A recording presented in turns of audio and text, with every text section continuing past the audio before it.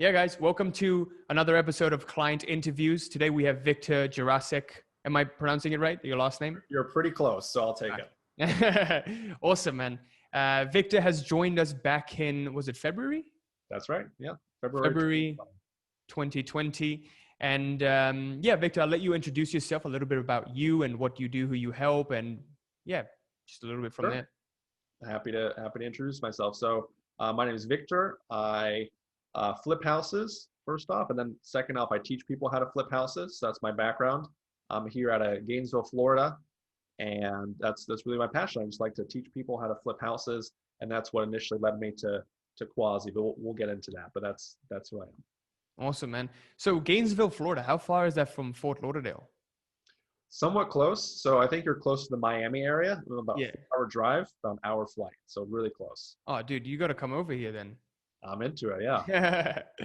Awesome. So yeah, the big thing, I was just speaking to Viktor, he went from doing, I remember when you started off and you came in February, you wanted to get the course and like the education part of your business up.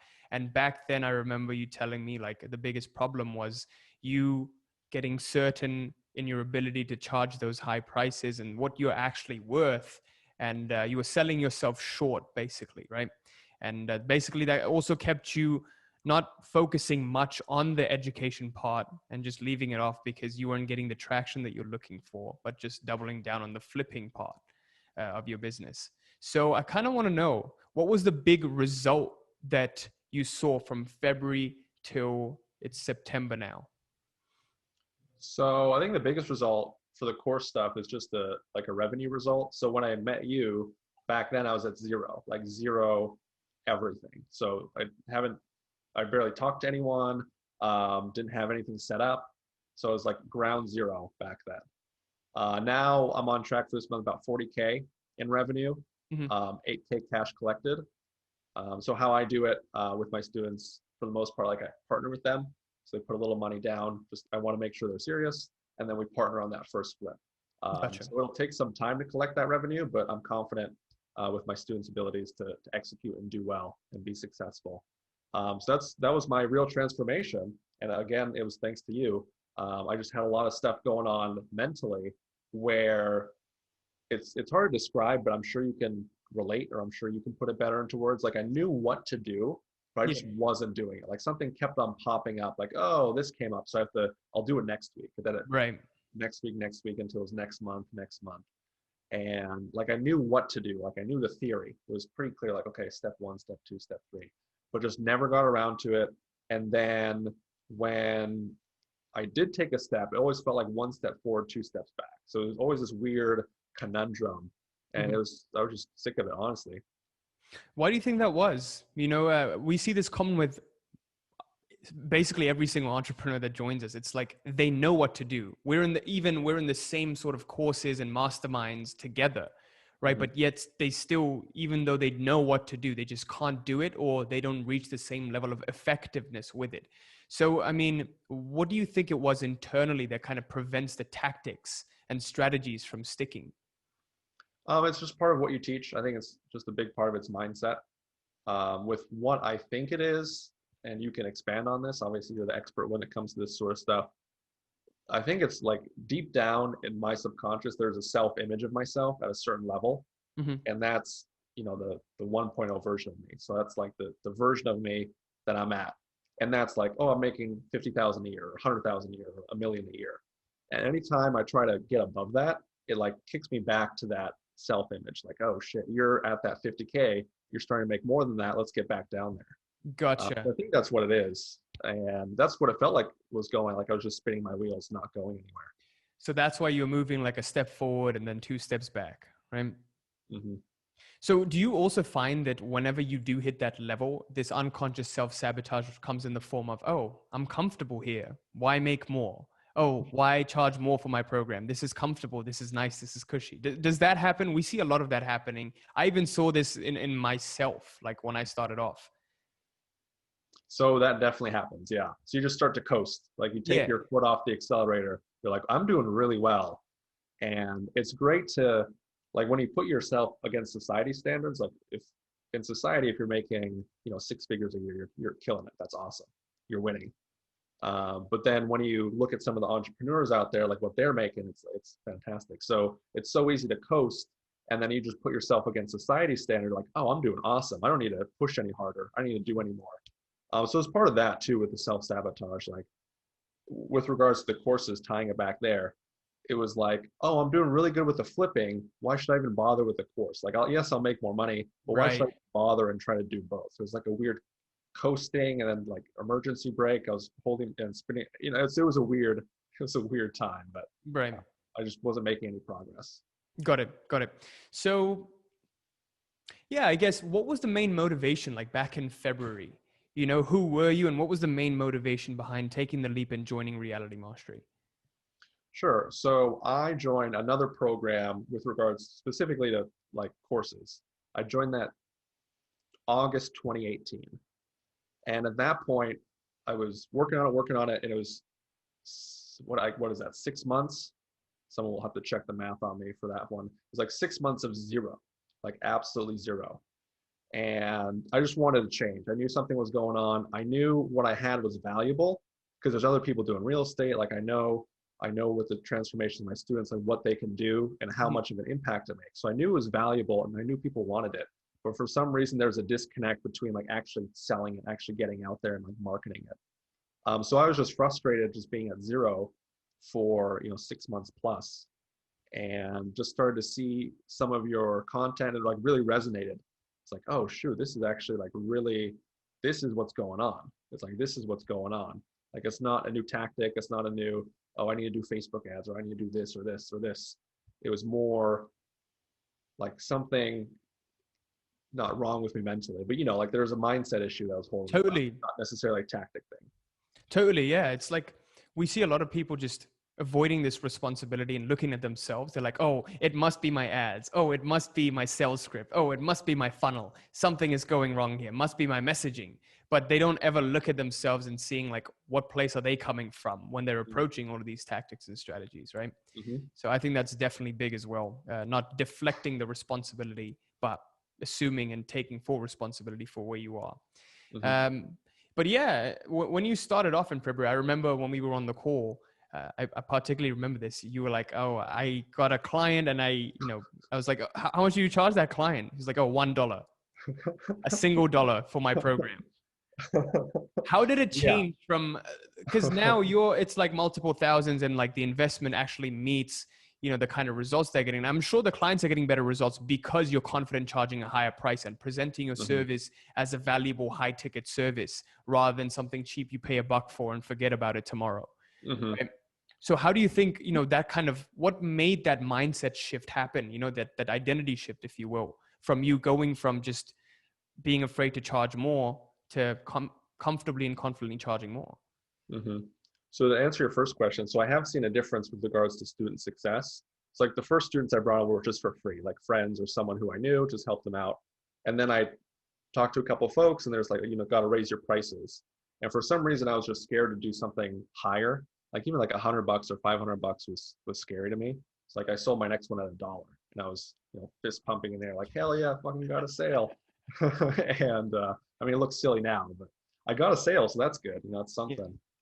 And so it's that sort of stuff. And then what I've been seeing is like, yeah, once there's like a real commitment on both sides, then it works. It definitely works with regards to like the students start to see better success. So like it's interesting, like when I get better, my students get better. So it's a cool, like if I up the ante, they up the ante. So it's really cool to see that. It was really cool to see that dynamic. What was the other question you asked at the tail end of that? What made that happen? What made that happen? Yeah. With regards to your stuff, I think the biggest thing was just like doing the daily practices that you recommend. I think that was it. That really helped because it made like an incremental shift daily. It's like 1% better every day. Hmm. And I still had to work through everything. So my first like revenue month, even after joining the program for this course stuff, was like June. So it still took some time to break through that, and eventually get there. So that was the biggest thing that really helped. Lowering importance really helped. I had this huge attachment with regards to like I didn't want the people to to dislike me because they were going Mm, to, like, if they said no when it was like too much money or it wasn't a good fit or whatever, I didn't want them to then look negatively upon me, like, oh, Victor's charging way too much, um, whatever, then have a negative viewpoint. So it was that sort of stuff that was holding me gotcha. That's always a huge one, by the way. back. Like, oh, I don't want people to think I'm a bad person, Hmm. and then you don't want to destroy your reputation. So that that ounce of people pleasing is still there because you've always got to risk that, right? Hmm. Whenever because you know that you've got to do that in order for your clients to get results, but you still got to do it. It's uncomfortable. It's actually kind of uncomfortable to go out there and be like, "Yep, this is the investment for it." But Hmm. if you can comfortably do this, you're going to get results. I know you're going to hate me for it, but I'm still going to have to present it like this because it's for your own good. It's for my good as well. So, Exactly. Yeah. yeah, that's huge. I want to touch back up on that point of lowering importance because I remember back in the group, I think it was in March or April, you posted a huge win where you did an 18K profit in one flip. Oh, Or, right. Yeah. So I had my best deal, yeah. best flip, maybe a month or two after joining. And the biggest thing was lowering importance. So just making sure, because that was always another thing, other issue I was running into with regards to importance. Like, I make too big of a deal out of anything, and then something would happen or something would go wrong. So if I like consciously lower it, subconsciously lower it, Mhm. then that would really help. But I did have a big flip, yeah, back then, like the biggest one I've had. And that was smack in the middle of this pandemic. That's right. Yeah, that's right when it was ramping up. Essentially, we had a house. We wrapped up renovations, listed it.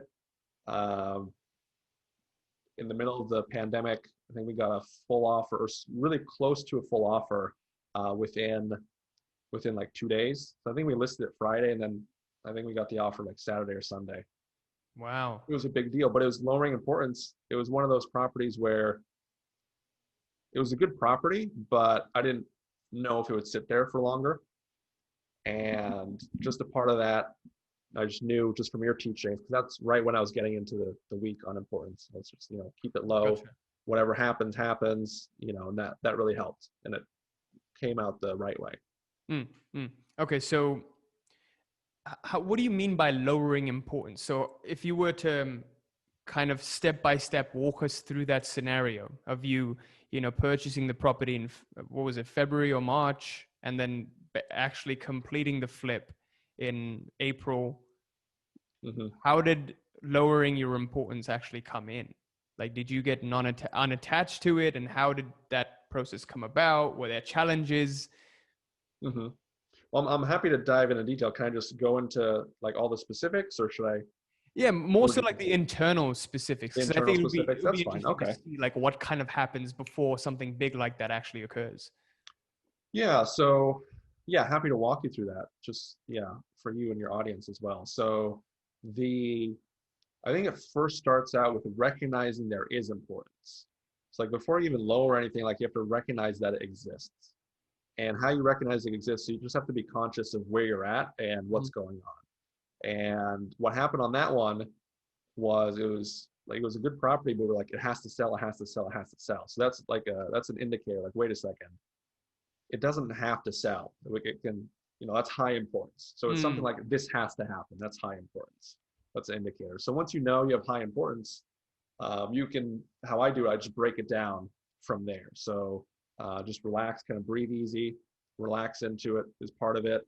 I also tap into like the abundance mindset. So I have other flips going. So heaven forbid this one doesn't go well. It's like, hey, well, for this year, I'm on track for 2025 flips. So it's like, hey, if I do 2025 and just one doesn't go well, that's a huge win. So if you just tap into that abundance, like, okay, whatever happens, happens. right. There's that part of it. Um, there's a plan B abundance that I also would do for those, where it's like, oh, if this house doesn't sell as a flip, okay, what if we turn it into a rental? What if we do this with it? What if we do this with it? Ah, You just set up other contingency plans, and then that just helps release it. So it's not, so it's like, whatever, okay, it happens, cool. If it doesn't happen, we got these other things going. So that lowers importance. There's a couple other ones, but those are my favorite. Those are the ones I tap into the most. That's awesome, man. It's like you completely went through the program and really took That's everything to heart. right. Yeah. Well, I'm sure you know, but I don't know how many other students do this, but I've gone through the program multiple times. So I think I'm on my fourth or fifth pass. It's like Jesus. I finish it, I do it week by week, I finish it, and then I start again. I That's do it week by amazing, week. man. I don't think And anyone else has, to be honest, gone through the program 5 times, or maybe they have, they just haven't like Mhm. mentioned it. But I can't see if you go Yeah, through it again. I can see if you've gone through it gotcha. once, but not again. I'd highly recommend it. I mean, it's a great way to learn. I mean, and then what's interesting, so I go through it once and I learn stuff, and every time I go through it, I'm still learning new stuff. So Hmm. it's like it's a brand new program, which is always good. And there's like stuff I missed, or now I'm at a different point in my life where something else is more relevant. So I'm just gonna keep doing that.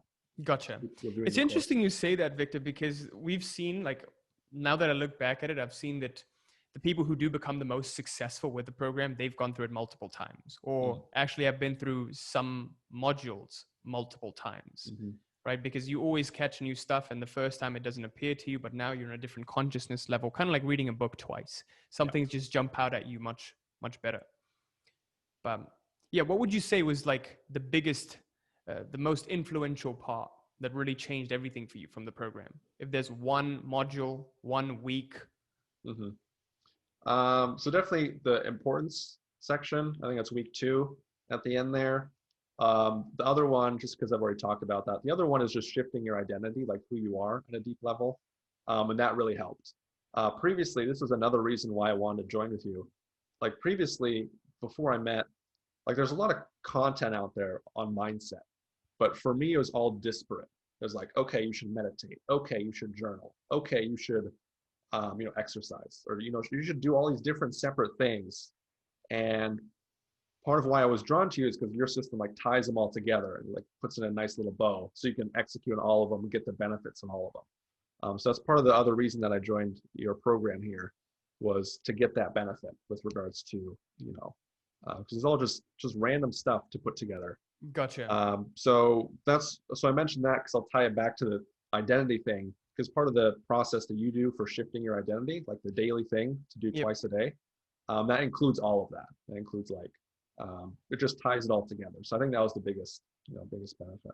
Gotcha. Gotcha. Okay. So another thing I was going to ask is, looking back at it now, like February and now, because you mentioned identity shift, like, do you recognize that person? Like, how different do you Hmm. feel? Yeah, it's a different person. It's a different person, which is crazy, which was 6 months ago. Yeah. So you'd obviously still recognize me on the street. So it's not like I'm a totally different person, but just mentally and just everything's different. Everything's different. And it's good because shifting too. It's also and continuously progressing. So it's Right. not just this version of me now. It's going to be a different version of me in another 6 months, like a more positive, better version, if Right. that makes sense. Yeah, I guess that's the beauty of it, because this is like a repeatable system, like reality Hmm. mastery. Everything, we come back to it every single quarter, we update everything, and then we set our new goals and what we want to move forward to, and then we Hmm. keep it all in line with that final vision that we have. So that's also kind of what I wanted to touch up on. What is that longer term vision for Victor? With the education side of it, with the flipping side of it. What do you see yourself doing? Within the next couple of years? 5, 10 years? Hmm. Well, I want to continue doing what I'm doing. Just focus on these two things. Flipping houses, teaching people to flip houses. For the flipping houses, I'm on track for 2025 this year. Want to eventually get to 50 a year, 100 a year. Just keep that volume going. For the teaching of people, I want to be the best in the industry for flipping, like the Mhm. go-to, the number one person. I definitely want to continue these student results. Like the students I'm working with are getting great results. They're getting flips. They're making offers. They're getting out there. So I want to continue that as well. Um, Gotcha. so, so that's the goal, just to be the biggest and the best for flipping specifically.